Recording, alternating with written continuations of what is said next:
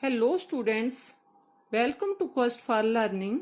Today we will read the fourth poem, A Thing of Beauty from class 12th English Flamingo book written by Keats. Keats was a British romantic poet. He was born in London in 1795 and died in Rome in 1821 at the young age of 25 due to illness. Although trained to be a surgeon, he decided to devote himself wholly to poetry. A Thing of Beauty poem is an excerpt from his epic poem Endymion, based on a Greek legend. It is about a shepherd named Endymion who has a vision of Cynthia, the moon goddess. Title of the poem A Thing of Beauty suggests that beautiful things give us permanent happiness and leave an indelible impression on our mind. Let us read the poem. A thing of beauty is a joy forever. Its loveliness increases. It will never pass into nothingness, but will keep a bower quite for us, and a sleep full of sweet dreams and health and quiet breathing. Here the poet tells that a thing of beauty is a source of permanent joy. Its beauty increases with the passage of time, and its impact never fades. It never turns into nothingness, means its value never decreases. It serves the purpose of a shady shelter. We can have a sleep full of sweet dream, health, peaceful breathing under its shade. कवि कहता है, सुंदरता की कोई चीज हमें सदा रहने वाली खुशी प्रदान करती है. इसकी सुंदरता कभी कम नहीं होती. यह हमें शांति, मधुर सपनों से भरी नींद प्रदान करती है. हम कभी भी इससे बोर नहीं होते. Difficult words of the stanza. Bower means shady place under trees. Quiet breathing means peace. Pass into nothingness means lose its being. Next stanza. Therefore, on every morrow are we reading a flowery band to bind us to the earth, spite of dissonance, of the human dearth of noble natures, of the gloomy days, of all the unhealthy and over-darkened ways made for our searching years. In spite of all, some shape of beauty moves away the fall from our dark space. Here the poet tells that man and nature are inseparable. It is the beauty of nature that keeps us attached to this earth. In spite of sorrows, sufferings, lack of noble qualities, nice people, sad days, unhealthy and evil ways. In spite of all these things, some shape of beauty removes the sadness from our hearts and make us happy and hopeful. Means beauty plays a major role in our life.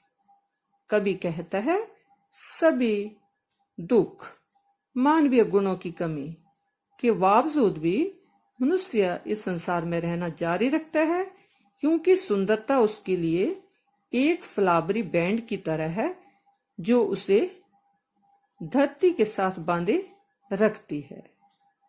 जीने का एकमात्र reason संसार की सुंदर चीजें हैं. यह हमारे दिलों की निराशा को समाप्त कर देती हैं. Difficult words in the stanza. Morrow, next day, morning. Reading, covering, flowery band, strip of flowers, despondence, dejection, dearth, lack, noble nature, nice people, darkened ways, evil ways, fall, covering, and dark means sad. Next stanza. Such the sun, the moon, trees old and young, supporting a shady boon for simple sheep, and such are daffodils with a green world they live in, and clear rills that for themselves a cooling covert make against the hot season, the mid-forest brake, rich with the sprinkling of fair musk rose blooms, and such too is the grandeur of the dooms we have imagined for the mighty dead, all lovely tales that we have heard or read, an endless fountain of immortal drink pouring unto us from the heavens' brink. All beautiful things of nature are a boon for human beings. There are so many beautiful things in nature that appeal to us. These beautiful things are the sun, the moon, trees, old and young. They provide a shady shelter, a boon for simple sheep. Daffodil flowers are blooming among the green stones.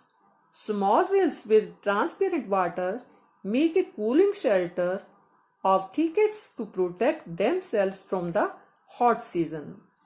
Brakes are growing in the middle of the forest with the lovely white roses among them. The magnificence of the fate of our mighty powerful dead who sacrificed their lives for the welfare of a nation is also a thing of beauty. These men will be rewarded by God for the noble deeds on the day of judgment. The lovely tales we have heard or read are endless source of joy. They are like an endless fountain of immortal drink pouring unto us from the heaven. यहाँ पे कवि बताता है सूर्य, चंद्रमा, पुराने और युवा वृक्ष, नरगिस का फूल, स्वच्छ पानी के झरने, झाड़ियां लगातार प्रसन्नता का स्रोत हैं। यह प्रकृति की सुंदर चीजें हमारे जीवन को मधुर, शांत और प्रसन्नचित्त बनाती हैं। यह अमृत की तरह हैं। Difficult words of the stanza: sprouting, producing, rills, small stream, sprinkling, scattering, brake, thicket, covert, shelter of bushes, blooms, flowering, grandeur, magnificence, doom, day of judgment, pouring into, flowing freely, brink, as. Here the poem ends.